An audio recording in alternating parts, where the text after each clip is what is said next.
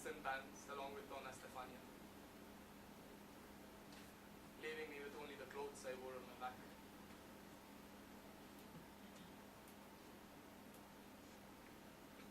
What a great misfortune. But as they say, misfortune never comes alone. Have you heard the saying? My father-in-law tried to cheat me by passing off his squinting daughter on me. But I myself am blind of one eye. I don't understand. Just that all my chains and trinkets were worth no more than 10 or 12 pounds. That's impossible. All is not gold that glitters.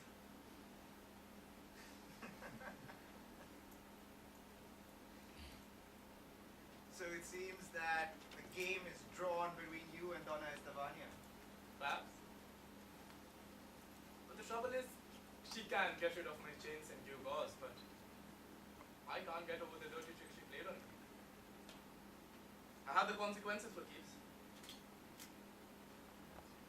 All I can say is that he who tries to deceive others should not complain when he himself is deceived.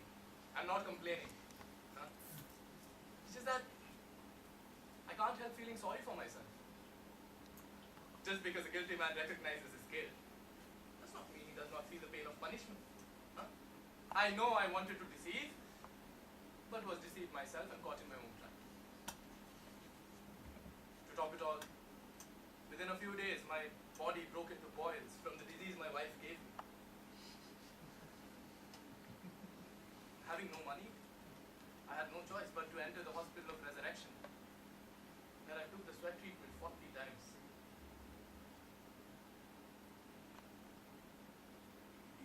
They say I shall get well if I take care of myself.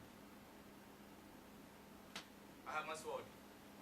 The rest, I trust in God.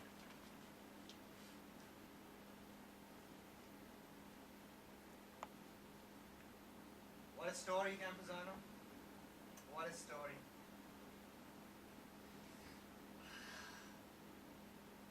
If you're so surprised by what I've told you, what will you think of what I'm about to tell you? Is there more? No. What I'm about to tell you is beyond imagination, but it surpasses the natural order of things. Well, stop speaking in riddles and tell me what you have to say. Have you ever seen the two dogs in the hospital of resurrection, who go about carrying lanterns on them at night, accompanying the brothers when they go about begging for food and money? Yes, I think I have. And have you heard the stories told about these two dogs? No. They say that when people throw food and money out of the windows, these dogs rush up to throw light upon the fallen things, and that they know the particular windows from which people are likely to throw things. Well, when outside, they behave like lambs. Inside the hospital, they are like lions, guarding it with ferocious care and vigilance. And why is that so surprising? One night, after my last sweat treatment, I lay awake thinking about my past misfortunes. Then I heard voices. Fact is that I heard, and as good as saw, the two dogs, Scipio and Berganza, talking to each other one night. All right, Campuzano. This is where we say goodnight. Since I'm your friend, it's all right, but, don't go around saying such things. I don't think I'm so stupid to believe that animals can talk. I myself have wondered if I dreamt the whole thing, but I noted down each and every word those dogs spoke. Spoke of many things, more suitable coming from the mouths of wise men than dogs. A person like me can't even dream of all the things they said, which leads me to believe that I wasn't dreaming. So, we're back in the time of Aesop, are we? Where the cock talked to the ass and all the animals had conferences? I would be the biggest ass to think that those times were back. Huh? I may be wrong. And what I think of as true was merely a dream. Wouldn't you like to hear what the dogs had to say?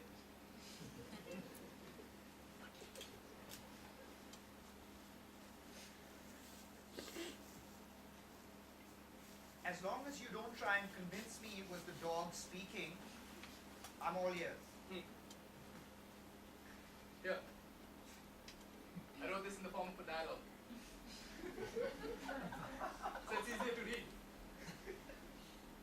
I'll rest for a bit. While you go through my dreams or absurdities.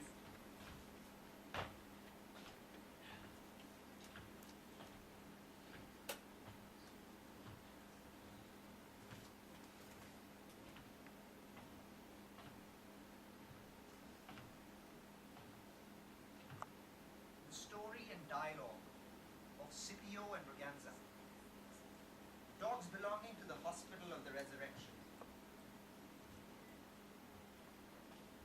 which is in the city of Valladolid, outside the Puerta del Campo, and commonly known as the dogs of Mahudis.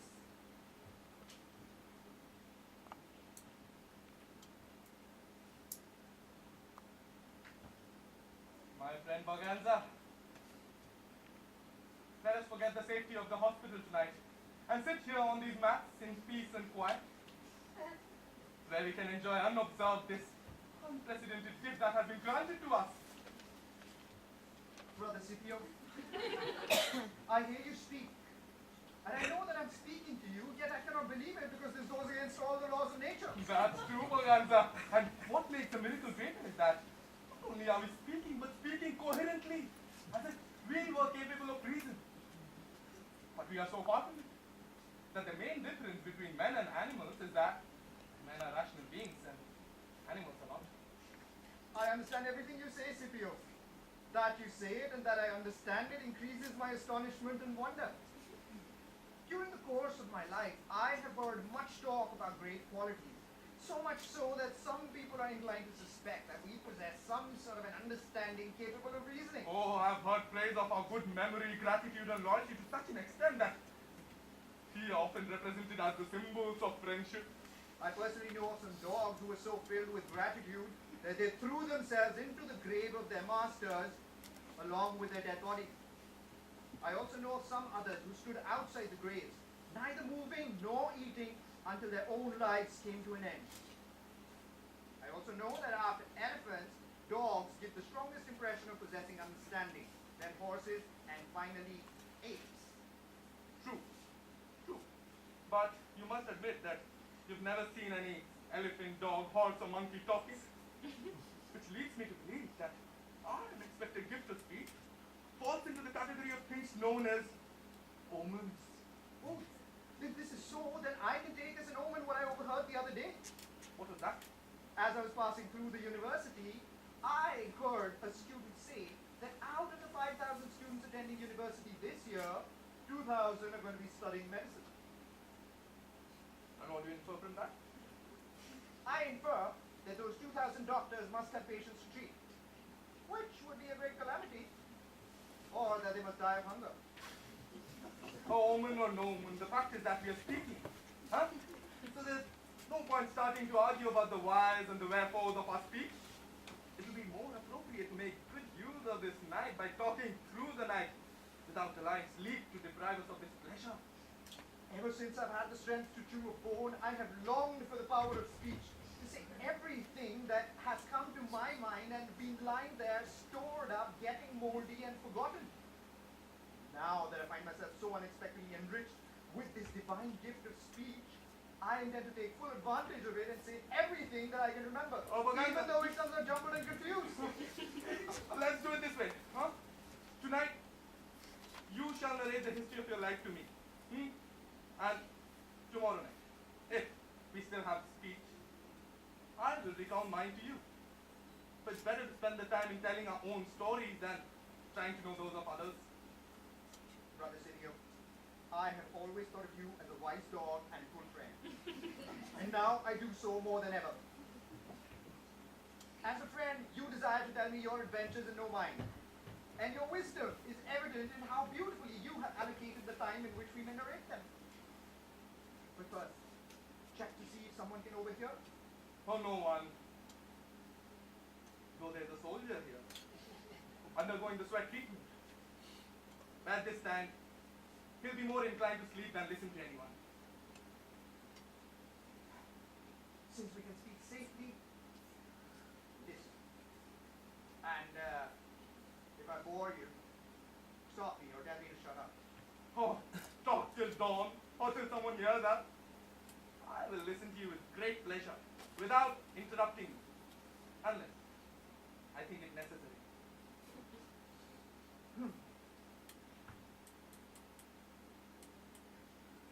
I believe that the first time I saw the sun was in Sevilla, in its slaughterhouse, which is outside the Puerta de la Carne, from which I presume that my parents must have been some kind of mastiffs who are reared by those people they call butchers. My first master was a certain Nicholas the Snubnose, a big, stocky fellow with a bad temper, like everyone else who practices that trade. This Nicholas taught me and some of the younger pups to go with the older dogs and attack the bulls by biting their ears. Very quickly, I became an expert at this. Oh, I'm not surprised. Wrongdoing comes naturally since it is easily learned. Oh, Brother Scipio, the things I could tell you of what went on in that slaughterhouse and all the shocking stuff I saw there. First of all, you must understand that all the people that work in the slaughterhouse, from the youngest to the oldest, are people without conscience and no soul. Most of them live with their mistresses. And they are like vultures, maintaining themselves and their mistresses on what they steal. Every meat day, a large crowd of young men and women gathers outside the gates before dawn, with bags that are empty when they arrive, but full of joints of meat when they leave. Not one animal is killed without these people taking a cut, and that too of the choicest portion. The owners of the animals trust these upstanding citizens of whom I speak, not in the hope that they will not steal from them. No, no, no, no, no, that is impossible, but in the hope that they will exercise some restraint in what they might steal. Presidio, nothing shocked me more than to see that these butchers will kill a man as easily as a cow. Without hesitation and at the slightest provocation, they will plunge the knife into the belly of a man. Not a day goes by without fights or injuries, and sometimes even death. Organza, if you're going to take so much time to describe your masters and the shortcomings of their profession, I think we'll need a gift of speech for at least a year. And even then, you won't get through half your story at the rate you're going. Let me tell you something. Some stories are appealing in themselves. Others are made appealing in the way they are told. Some stories give pleasure even though they are narrated without preambles or verbal ornamentation, while there are others which need to be dressed up with words and gestures of the face and hands, along with changes in the tone of voice to create something out of nothing. Weak and feeble tales are thus transformed into witty and enjoyable ones. Do not forget to put this advice to good use in the rest of your story. I will if I can, and if this overwhelming urge to speak will allow, because I don't think I can restrain myself. Oh, watch your tongue. The greatest evils in human life arise from it. I will try. Anyway, to get on with my story. My master Nicholas taught me to carry a basket in my mouth and to defend it from anyone who would try to steal it from me. He also showed me his mistress's house so that I could go and deliver to her what he had stolen during the night. One morning, just before the sun was coming up, I was on my way to deliver the daily rations when I heard my name being called from a window. I looked up and I saw a very beautiful girl. I stopped and she came down to the street door and called my name again. I went up to her to find out what she wanted, and what she did was she took out all the meat from my basket and put in its place an old shoe. I said to myself, flesh to flesh. And she said to me, go on, Gania, or whatever your name is. Tell Nicholas Snubnose not to put his trust in animals, and that you must take from a miser what you can get.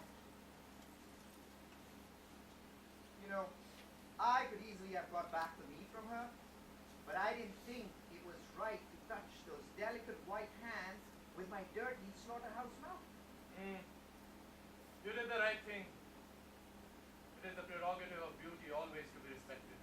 Precisely. And so I went back to my master without the meat and with the old shoe, and he realized I had come back early, and when he saw the shoe, he guessed the trick that had been played on him. He picked up this knife, and he threw it at me. And if I hadn't dodged, you would be sitting here listening to my story. I ran like hell out of there without looking to see where I was going. That night, I slept under the open sky. The next morning, I came across a herd of sheep. And the moment I saw the herd of sheep, Scipio, I thought to myself, I have found my natural and proper place. Because it seems to me that the natural and proper function of dogs is to guard livestock. It is an activity that demands virtue and requires the defense of the weak and the powerless against the powerful and the mighty. One of the shepherds that was with the herd called after me immediately, and wanting nothing better, I went up to him with my head down and tail wagging. He ran his hands along my back, opened my mouth, spat into it, examined my teeth, assessed my age, and told all the shepherds that I showed all the signs of being a dog of good breed. He put a collar around my neck and gave me a great big bowl of bread and milk. They started calling me Barcinio. I liked my new name, and my new master, and my new occupation. I was diligent, and I was careful, and I never left the herd except at siesta time, when I would go to lie down under the shade of some tree or rock. But during these hours of rest, I was never idle. I would spend the time in exercising my memory and recalling all the things that had happened to me in my life, particularly my life in the slaughterhouse and that of my master and other people like him, who spent their entire time pandering to the whims of their mistresses. Oh, Brother Scipio, the things I could tell you about those women, but I must keep silent, otherwise you will think I'm a gossip. Gossip is a bad thing, even though it makes people laugh. You can gossip a little. So as it is to enlighten than injure anyone. But if you can be amusing without gossip, I will think you very discreet. Scipio, I eagerly await the time when you are going to tell me of your adventures. Because seeing how you can recognize and correct the mistakes in my story, I am confident that when you tell me yours, it will be both instructive and delightful. Anyway, so very soon after I was taken on as a guardian of the herd, something very strange happened. Among these shepherds was a shepherdess called Marcella. Now, Marcella was not really a shepherdess. She was the daughter of a very rich man. Her mother died giving birth to her, and her father died of grief soon after. So Marcella inherited a great fortune when she was just a child. Her uncle, who was a priest, brought her up. As Marcella grew, her beauty grew with her. By the time she was 14 or 15, Marcella was so beautiful that no man could spend any amount of time looking at her without falling in love with her. Her uncle wanted to get her married, but Marcella, no. Every time he asked her, she refused. So he stopped asking, thinking that when she was older, she would choose a husband for herself. But then one day, Marcella appeared suddenly, dressed as a shepherdess, and went out into the fields to guard her own livestock. And as soon as she was seen in public and her beauty became open to everyone, I can't tell you the number of men who started dressing up like shepherds to go out into the fields just to be near her. Among her lovers was one named Chrysostom. He had been a student at the university. He was very well read, and he knew how to write plays and songs.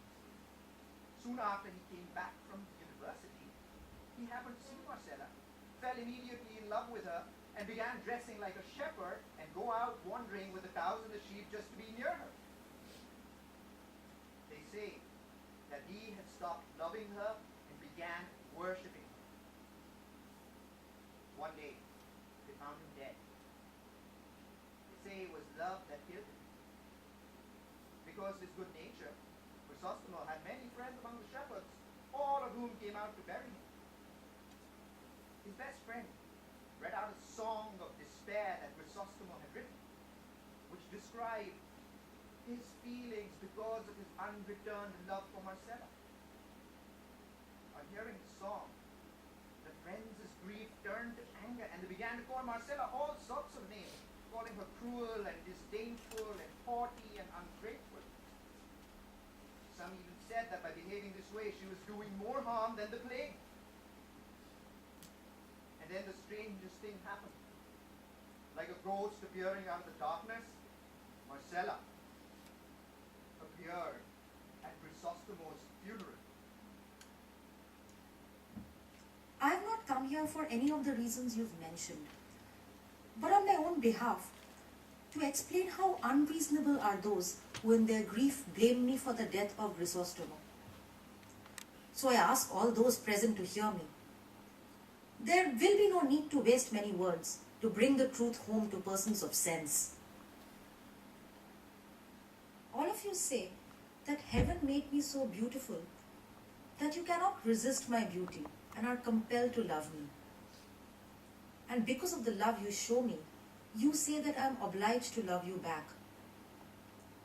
I know that everything beautiful is lovable, but I cannot grasp why the thing loved for its beauty is obliged to love the one who loves it, simply because it is loved. What if the lover of the beautiful thing is ugly? Is it not absurd for anyone to say, I love you because you're beautiful? You must love me even though I'm ugly? But in the case where two are equally beautiful, it does not mean that their desires are equal, because not all beauties fall in love. If all beauty is loved and surrendered, there would be a swirling of confused and misled desires, not knowing where they should stop. According to what I have heard, true love must be voluntary, not forced. If this is true, why do you want to force me to surrender my will, obliged to do so simply because you say you love me? But if this is not true, then tell me, if the heaven that made me beautiful had made me ugly instead, would it be fair for me to complain that none of you loved me? You must consider that I did not choose the beauty I have. Heaven gave it to me freely, without my requesting or choosing it. And just as the viper does not deserve to be blamed for its venom, although it kills, since it was given the venom by nature, I do not deserve to be reproved for being beautiful.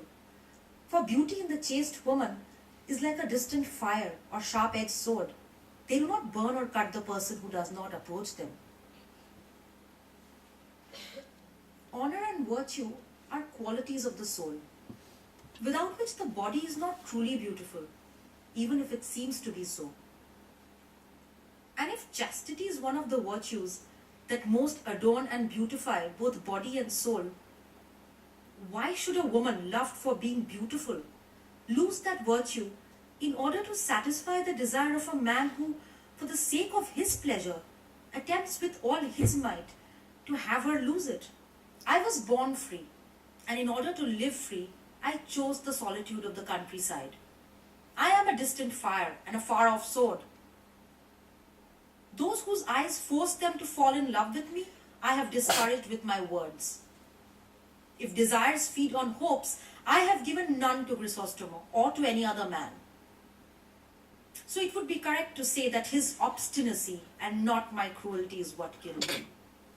And if you claim that his thoughts were pure, and for this reason I was obliged to respond to them, I say that when he revealed to me the purity of his desire, on this very spot where his grave is now being dug, I told him that mine was to live perpetually alone, and have only the earth enjoy the fruit of my solitude and my beauty.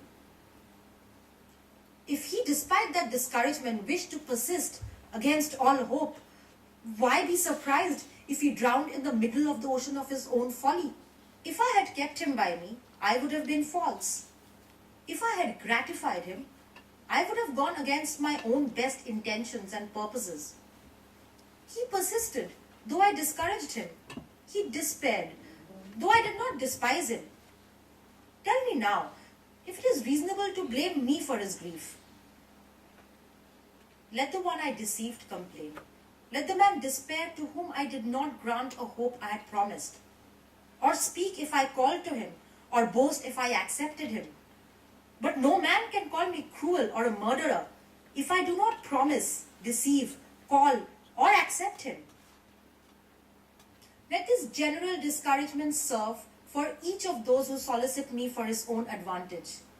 Let it be understood from this day forth that if anyone dies because of me, he does not die of jealousy or misfortune. Because she who loves no one cannot make anyone jealous, and discouragement should not be taken for disdain.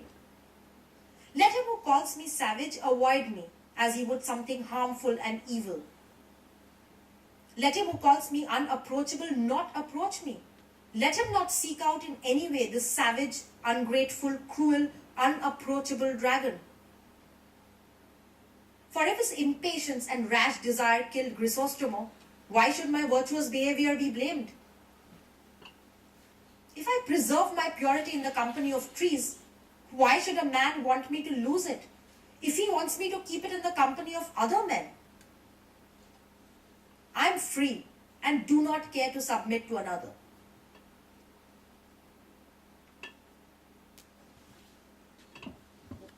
So saying, Marcella walked away without looking back.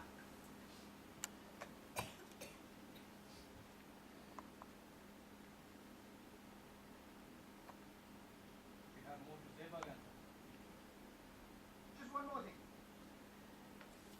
One day, I went to the house of a very distinguished lady.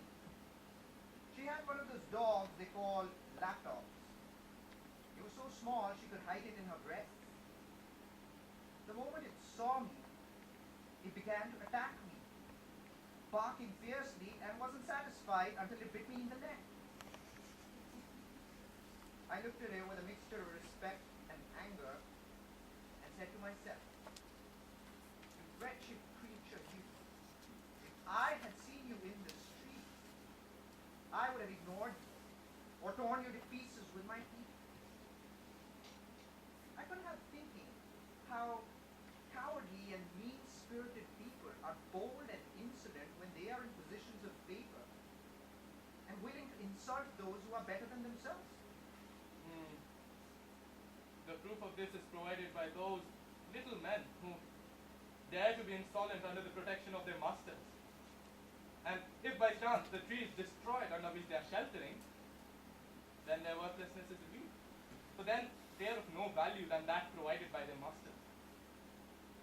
And with this, let us bring our conversation to a close. But I can see the sun coming up.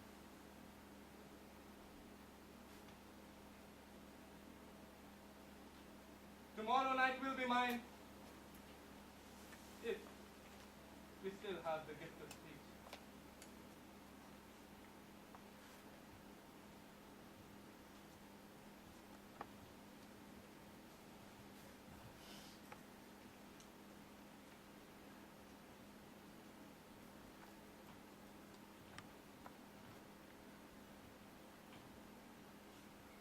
Is this it?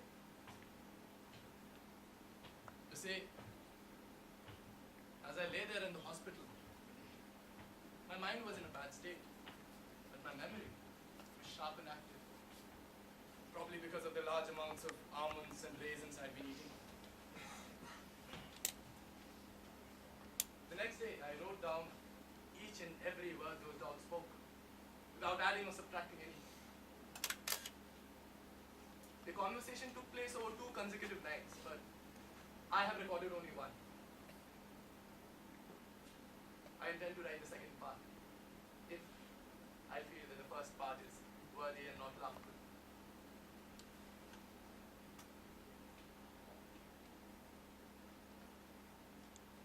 I think you should. But rest now, Campuzano, you must be tired. Let me offer you the hospitality of my home tonight. Would you like some